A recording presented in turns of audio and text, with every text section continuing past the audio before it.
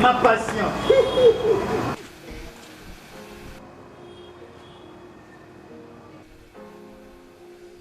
Vile loin. Mbudi. Yo sakananga? Na nini? Yo kamata anga bolole? Oh. Yo silisaki musala na yo lokola cadre. Et comme on a ta pension, oye la nga enveloppe lokola huissier? Na ninga kuna bua kisangana sundula bango kuna. Obua kisango? Nandenge ni? Boy. Yo, est-ce que oye baka montant cotisation nini patron na yo azako chelo na CNSA? Bon, a déclaré on a grade ni. Ngene yep. Hey.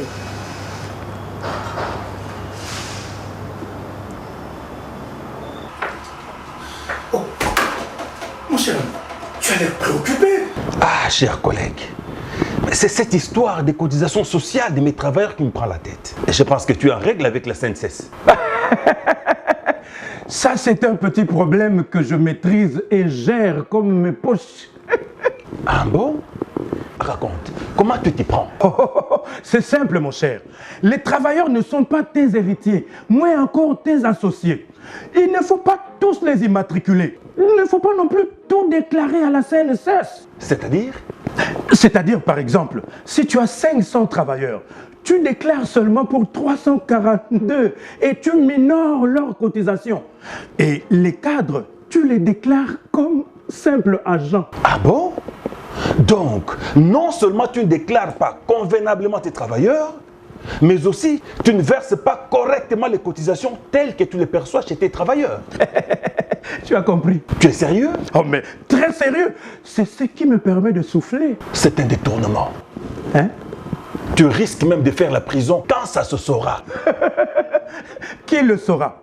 Mon cher, ces gens-là n'ont pas le temps pour ça. Même pas l'intersyndical? Quel syndicaliste? Est-ce qu'ils s'en occupent même? Hein? Et aussi, il faut savoir leur fermer les yeux. Regarde.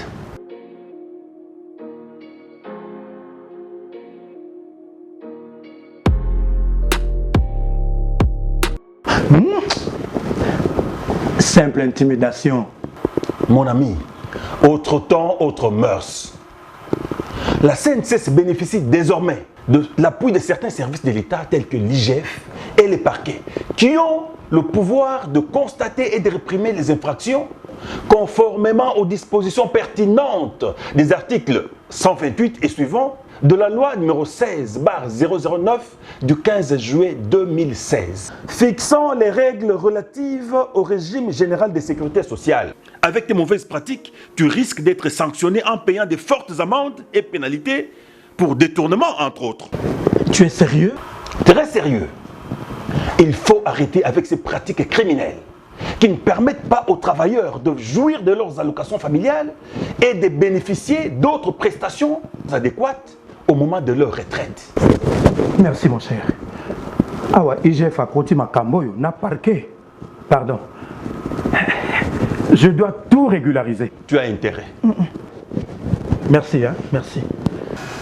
Patron Zandoki. Mbudi, patron Bomingai. Ezaka ka patron na binote. Na ba syndicaliste na bino. Po bango ni baza sansa kolanda la vie ya basali. Mais baza complice. Et c'est qu'il te dénoncer bango bakende bolo. Bakende Mbudi, bakende. Bon, bah franc. Chers employeurs assujettis de la CNSS, régularisez votre situation auprès des centres de gestion de vos ressorts.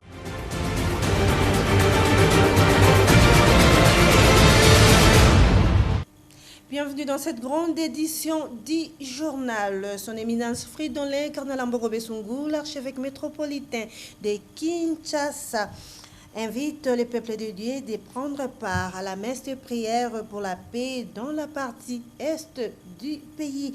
Ce samedi 24 janvier en la cathédrale Notre-Dame du Congo. Les détails dans cet élément signé Guigui Zawadi. L'archevêque métropolitain de Kinshasa, Fridolin Cardinal Ambongo, invite tous les prêtres, les abbés, révérendes sœurs, révérends frères et tous les hommes et femmes de bonne volonté, catholiques et non catholiques, à participer à la messe qu'il présidera ce samedi 24 février à la cathédrale Notre-Dame du Congo à 10 h. Affirmation faite dans ce communiqué par le secrétaire chancelier de l'archidiocèse de Kinshasa, M. l'abbé Clay Mavemba. Les conflits armés en République démocratique du Congo, qui ont causé des milliers de morts ainsi que des déplacés, perdurent depuis 3 décennies et continuent à endeuiller nos populations. C'est ainsi qu'après avoir plusieurs fois dénoncé cette situation et proposé différentes voies de résolution de ces conflits, les archevêques et évêques, membres de la SENCO, ont l'engagement d'identifier la prière pour la paix. Toutefois, il s'est dénoté que c'est au nom de cet engagement que Fridolin Cardinal Ambongo a demandé de dire à la fin de chaque célébration eucharistique de dimanche la prière spéciale proposée par la SENCO.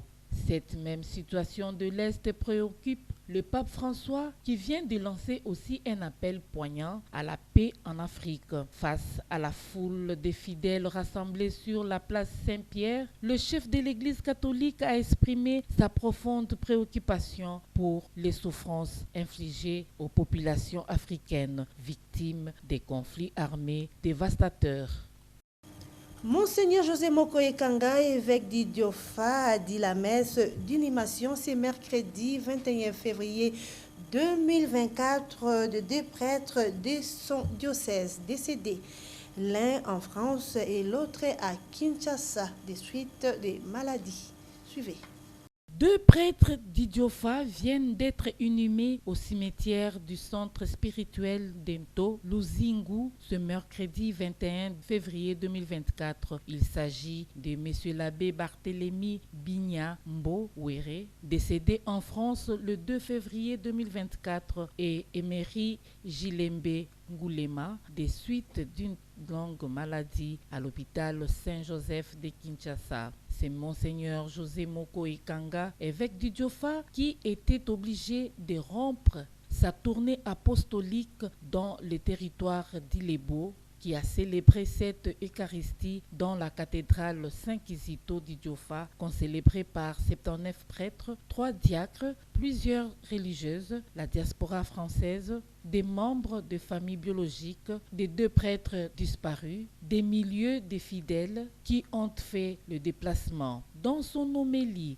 Monseigneur José Moko a invité chacun et chacune de penser et surtout de se préparer pour son jour de mort. C'est une grosse peine pour la famille diocésaine, une grosse peine pour le père que je suis, mais en même temps, la mort doit être vécue chrétiennement. Et pour les prêtres qui sont des personnes appelées, envoyées, donc averties, je pense que nous devons interpréter leur départ de cette terre autrement. Nous pouvons même penser aux épousailles, donc à la rencontre de l'épouse avec l'époux. Voilà pourquoi dans mon homélie, j'ai beaucoup insisté pour que la mort d'un prêtre, la mort d'une personne consacrée, mais je pourrais le dire aussi de tout chrétien baptisé, de tout animateur, puisqu'il y a un animateur qui est là, que, arrivant à l'improviste, qu'elle ne soit pas une mort improvisée. Et voilà pourquoi nous vivons les deuils autrement. On aurait pu être vraiment dans la détresse comme tout le monde, mais chrétiennement, nous vivons autre chose. Plusieurs discours ont été mis mots des 2 familles. Monsieur l'abbé Gérard, représentant de la diaspora de la France, abbé Gilbert Katanda, recteur de la maison diocésaine Funa, abbé Dieudonné Gabidi, modérateur de prêtres d'Idiofa, ainsi que l'abbé chancelier. Dans un communiqué signé par les directeurs du cabinet des chefs de l'État, le président de la République, Félix-Antoine Tshisekedi Tshilombo, vient d'imposer des restrictions au gouvernement démissionnaire. De plus amples détails dans cet élément. Quelques heures après avoir autorisé au gouvernement démissionnaire d'expédier les affaires courantes, après la démission de la plupart des ministres, le président de la République, Félix-Antoine Tshisekedi Tshilombo, a également imposé des restrictions à l'exécutif national. Selon les communiqués signés par son directeur de cabinet, Félix-Antoine Tshisekedi Tshilombo a imposé des instructions ci-après. La suspension jusqu'à nouvel ordre des recrutements, nominations, promotions et mouvements du personnel à tous les niveaux. La suspension jusqu'à nouvel ordre des engagements, des liquidations et des paiements de toutes dépenses publiques autres que celles liées aux charges du personnel. Suivi d'émissions des services à l'extérieur du pays pour tous les membres du gouvernement et le personnel de leur cabinet, sauf les déplacements liés à certains dossiers spécifiques dont les demandes d'autorisation seront examinées au cas par cas. L'interdiction de recourir aux opérations de cession, de transfert ou d'aliénation des actifs de l'État autres que celles déjà engagées. Il s'est dénoté que des cas exceptionnels nécessitant une dérogation seront soumis à l'autorisation préalable du chef de l'État. Cette décision prise par Félix-Antoine Tshisekedi Tshilombo defraye la chronique. Certains pensent qu'il a violé la Constitution après que la Cour constitutionnelle s'est déjà prononcée à ce sujet en refusant le cumul des fonctions. À l'Assemblée nationale, Serge Bahati, secrétaire, rapporteur du bureau provisoire de l'Assemblée nationale, est revenu sur l'essentiel de la plénière du lundi 19 février 2024, au terme de laquelle a été décidée la mise en place de la commission spéciale en charge de l'élaboration du règlement intérieur. Josué Dioka. Comme vous le savez, ayant finalisé la première mission des 3 missions conférées au bureau provisoire, nous entamons la deuxième mission qui est l'élaboration et l'adoption du règlement intérieur. Et c'est dans cet esprit que nous avons eu une plénière hier qui portait sur l'expression du critère d'abord de représentativité des caucus provinces qui doivent nous donner 3 délégués, le règlement intérieur étant l'outil qui doit régir le fonctionnement de l'Assemblée nationale. Il doit bien évidemment respecter l'esprit de la Constitution, mais au-delà de cela, c'est aussi de tenir compte du parallélisme du contexte socio-économique politique actuel, mais aussi de celui du passé, afin de pouvoir rendre à l'Assemblée nationale les outils qui lui permettront de pouvoir adresser les enjeux de l'heure. Nous sommes dans un monde en pleine mutation, et comme vous savez, il y a des enjeux économiques, sociaux, et cela demande que le Parlement, l'Assemblée nationale dans ce cas précis, qu'il puisse être au jour afin de pouvoir permettre aux parlementaires de porter haut et fort les desiderata de la population et que l'institution soit réellement au service de cette population et de notre nation en général. La prochaine étape, comme vous le savez, c'est que maintenant que nous réceptionnons les 3 recommandés par caucus province, nous allons entériner la constitution de la commission spéciale chargée de l'élaboration et l'adoption du règlement intérieur et va suivre la présentation du bureau qui va présider cette dite commission. Et la commission aura un délai pour pouvoir travailler de manière technique, aussi scientifique et juridique, et nous produire le règlement intérieur qui pourra conduire la législature actuelle. Je pense que dans l'esprit de la continuité de l'État, nous allons bien évidemment respecter l'esprit de l'ancien règlement, mais comme nous l'avons dit, c'est de l'adapter au contexte socio-économique politique actuel qui demande bien évidemment des avancées et des réformes. La France, les États-Unis et le Royaume-Uni ont proposé ce mercredi 21 février 2024 au Conseil de sécurité de l'ONU à New York des sanctions des 6 nouveaux membres du M23 et du FDLR. Cette décision avait été approuvée par tous les membres du Conseil de sécurité. Affirmation faite par Nicolas de Rivière, représentant de la France près des Nations Unies. Guigui Zawadi. Dans un effort conjoint, la France, les États-Unis et le Royaume-Uni ont recommandé l'inscription de 6 nouveaux individus, notamment affiliés au M23 et au FDLR, sur la liste des sanctions des Nations Unies. Nicolas Desrivières, représentant permanent de la France auprès des Nations Unies au Conseil de sécurité, a affirmé que cette décision avait été approuvée à l'humanité par tous les membres du Conseil de sécurité. La France est préoccupée par l'escalade des tensions entre Kinshasa et Kigali, illustrée par l'offensive du M23. Nous sommes convaincus que le soutien à des groupes armés, quel qu'ils soient, ne fera qu'aggraver la situation, a déclaré Nicolas Desrivières. Nous appelons toutes les parties à contribuer à la désescalade et à tout faire pour maîtriser les tensions. Les forces armées de la République démocratique du Congo doivent également cesser toute collaboration avec les FDLR, comme l'ont promis les autorités congolaises. Cette initiative fait suite également à une mission du Conseil de sécurité des Nations Unies en RDC en mars 2023 qui avait relevé les principaux éléments de la stratégie de l'ONU face aux incursions de l'armée rwandaise en soutien au M23 dans la province du Nord Kivu. Les sanctions sont l'un des leviers privilégiés par l'ONU pour répondre aux ménages contre la paix et l'agression. Cette approche coercitive est aussi soutenue par l'Union européenne qui a pris des mesures similaires contre les groupes armés dans l'est de la République démocratique du Congo. En tant que groupe, le M23 est sous sanction du Conseil de sécurité des Nations Unies depuis 2012. Ses dirigeants, Sultani Makenga, Baudouin Ngarouye, Innocent Kaina, Jean-Marie Rouniga, Eric Badege sont également sur la liste des sanctions à titre individuel. Et puis, à quelques mois du départ de la mission onusienne en République démocratique du Congo, Bintou Keïta, chef de la MONUSCO, plaide pour le rétablissement de la paix à l'est du pays avant leur départ.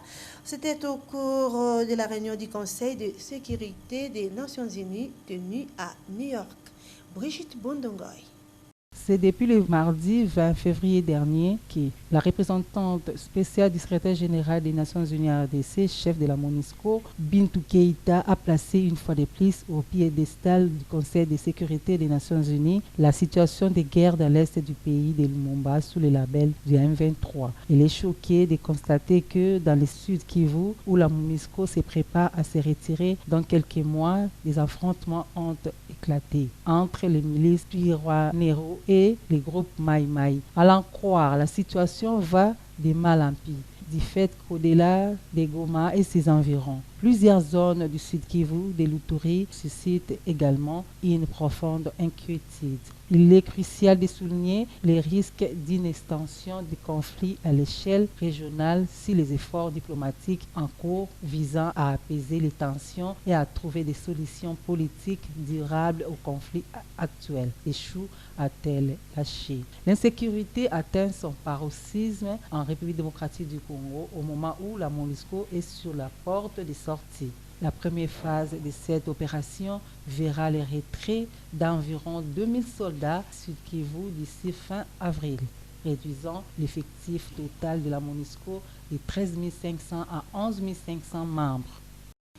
Le 21 février de chaque année, le monde célèbre la journée internationale de la langue maternelle, proclamée par la Conférence générale de l'Organisation des Nations Unies en 1999. Pour cette année, la délégation générale encourage les efforts pour que les langues nationales soient utilisées dès l'école primaire. Suivez une fois de plus Brigitte Bondongoy. Le monde célèbre la journée internationale de la langue maternelle ce mercredi 21 février. Dans un pays tel que la République démocratique du Congo, où la diversité linguistique est ostensible, cette journée fait forcément écho. En effet, avec une estimation variant entre 200 et 400 langues, la RDC est riche en la matière avec une langue en plus, la langue officielle qui est le français. Cette langue venue avec la colonisation est aussi celle de l'enseignement depuis plusieurs années. Elle est au début jusqu'à la fin des études sur l'étendue de la RDC, et cela en tenant par compte de première langue de plusieurs enfants qui se retrouvent face à un défi difficilement surmontable parce qu'il n'y a pas le français comme langue maternelle. À l'occasion de cette journée de la célébration mondiale de la langue maternelle, la délégation générale à la francophonie, à travers son délégué général en RDC, a rappelé l'importance de ces langues qui constituent l'identité congolaise. Il stipule dans un communiqué que l'une des missions principales de l'Organisation internationale de la francophonie est de promouvoir la langue française, mais elle prône également la diversité culturelle et linguistique. La RDC compte langue nationale et environ 200 autres langues à côté, réparties par peuple. Mais la loi cadre de l'enseignement en 1986 reconnaissait la langue française et les langues congolaises comme langue d'enseignement avant que celle de 2014 ne recule en stipulant que la langue française est celle de l'enseignement et que les langues congolaises sont les langues d'appui en enseignement. Approchés à cet effet, quelques Congolais interrogés par cette journée. Papa azaye koye kusanga munoko amboka na biso nayebi yango ngai mpe sikoyo na tour na ngai nazoyokisa mpe banonga na boti munoko amboka na biso par exemple yaka na munoko amboka ezali awish go yaka olia na munoko amboka na biso ezali awish dulikatu yaka tomela mai na munoko amboka ezali I wish to know men. Mwana yo yakawa yagoza fufu. Ayi mwana yo I wish her doli kadu yi madong. Moi betobu. Weto. Na kotinde nda kumpeshe tuko jamai. Tenu pesa ngako kwa mai. Soki wenze kende muchitnda okumuchisalu. En cette journée internationale de la langue maternelle, nous devons valoriser et préserver nos langues maternelles, véritables joyaux culturels. Nous devons cultiver la richesse de la diversité linguistique. Toujours dans le cadre de la célébration de cette journée consacrée à la langue maternelle, l'équipe de la radio-télévision catholique Elikia a approché le rédacteur en chef adjoint de la radio Elikia, Alpha Atumessa. Ce dernier donne l'importance de la langue maternelle dès les bas âges. Suivez. Nous avons eu cette chance d'avoir le parent qui nous a appris de parler notre langue, comment je peux dire, notre langue, dans la langue de chez nous, là on parle. Par exemple, chez nous, on parlait Kikongo, tout en état quinois, mais nos parents nous ont appris de parler Kikongo. Par exemple, Mbote na Beno Kembote, il dit bonjour, est-ce que vous allez bien? Comme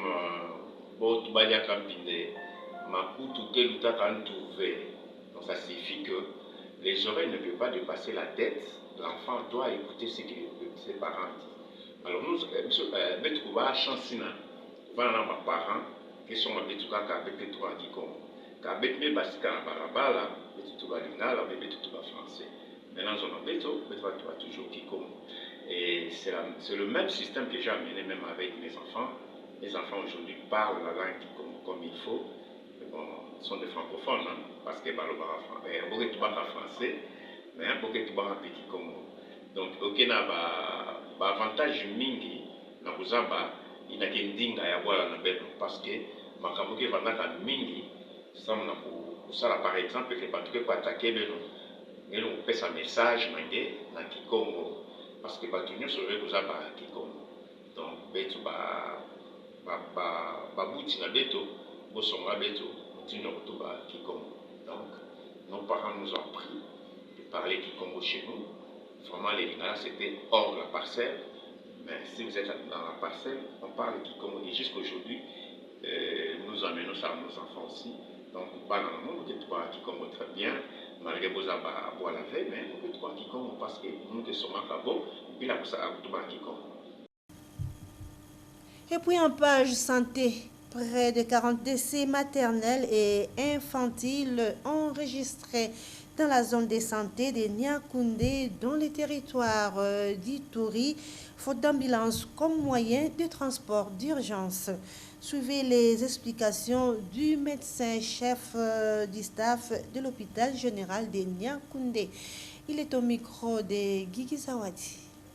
Au moins 33 femmes enceintes, 7 nouveau-nés sont décédés entre 2022 et 2024 dans la zone de santé de Niakoundé par manque d'ambulance pouvant effectuer des déplacements d'urgence.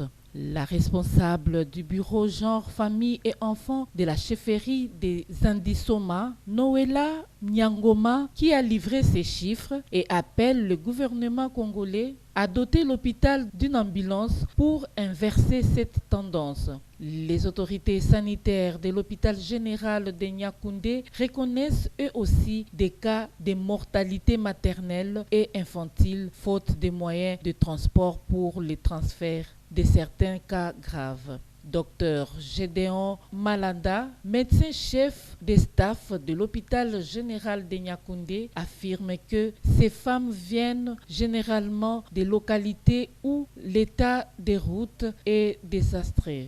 Ce qui aggrave leur cas, il émet le vœu de voir cette transformation médicale être dotée d'une ambulance pour les transports des patients qui viennent de diverses localités des chefferies de Mombala, Sota, Andizona, voire la ville de Bunia. Il s'agit pour la plupart des femmes qui n'ont pas pu atteindre l'hôpital ou qui y sont arrivées tardivement. Faute d'ambulance, elles utilisent des vélos ou des motos pour se rendre à l'hôpital, déplore Noëlla Nyangoma. Parmi ces femmes, il y en a qui s'efforcent à se rendre à la maternité à pied ou encore à prendre la moto, mais pour les femmes sur le point d'accouchement et qui est transportée sur les vélos, il y a 2 risques. Soit elle perd sa vie, soit ce sont les bébés qui perdent leur vie à cause des secousses. C'est ce qui marque la fin de cette grande édition du journal réalisée par Roger Chita. Merci de l'avoir suivi.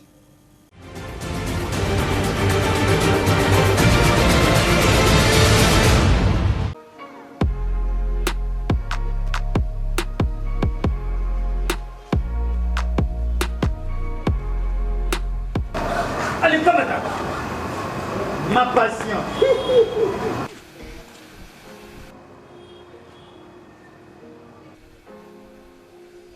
Vile loin. Mbudi. Yo sakananga. Na nini? Yo kamata anga bolole. Oh. Yo silisaki musala na yo lokola cadre.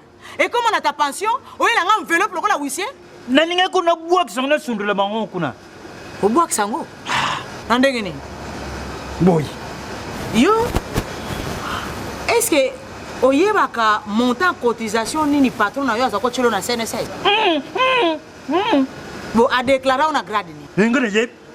Hey.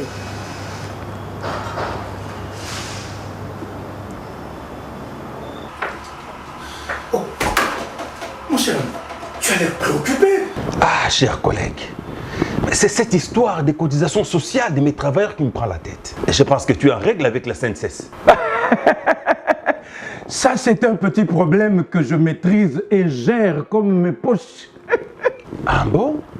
Raconte, comment tu t'y prends? C'est simple, mon cher. Les travailleurs ne sont pas tes héritiers, moins encore tes associés. Il ne faut pas tous les immatriculer. Il ne faut pas non plus tout déclarer à la CNSS. C'est-à-dire? C'est-à-dire, par exemple, si tu as 500 travailleurs, tu déclares seulement pour 342 et tu minores leurs cotisations. Et les cadres, tu les déclares comme simples agents. Ah bon? Donc, non seulement tu ne déclares pas convenablement tes travailleurs, mais aussi tu ne verses pas correctement les cotisations telles que tu les perçois chez tes travailleurs. Tu as compris? Tu es sérieux? Oh mais très sérieux. C'est ce qui me permet de souffler. C'est un détournement. Hein? Tu risques même de faire la prison quand ça se saura. Qui le saura? Mon cher, ces gens-là n'ont pas le temps pour ça. Même pas l'intersyndical? Quel syndicaliste? Est-ce qu'ils s'en occupent même, hein? Et aussi, il faut savoir leur fermer les yeux. Regarde.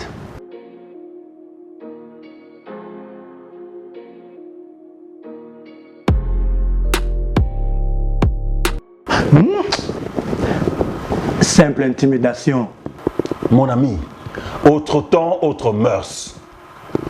La CNCS bénéficie désormais de l'appui de certains services de l'État tels que l'IGF et les parquets qui ont le pouvoir de constater et de réprimer les infractions conformément aux dispositions pertinentes des articles 128 et suivants de la loi numéro 16/009 du 15 juillet 2016, fixant les règles relatives au régime général de sécurité sociale. Avec tes mauvaises pratiques, tu risques d'être sanctionné en payant de fortes amendes et pénalités pour détournement, entre autres. Tu es sérieux? Très sérieux. Il faut arrêter avec ces pratiques criminelles qui ne permettent pas aux travailleurs de jouir de leurs allocations familiales et de bénéficier d'autres prestations adéquates au moment de leur retraite. Merci mon cher. Ah ouais, IGF a côté ma camboyo, n'a parqué. Pardon. Je dois tout régulariser. Tu as intérêt. Merci, hein, merci. Patron Zandoki. Mbudi, patron Bomingaï. eza kaka patron na bino te na basyndicaliste na bino po bango nde baza sansa kolandela vie ya basali me baza complice esengeli to dénonce bango bakende boloko Bakende Mbudi, bakende. Bon, Bafran. Chers employeurs assujettis de la CNCS, régularisez votre situation auprès des centres de gestion de vos ressorts.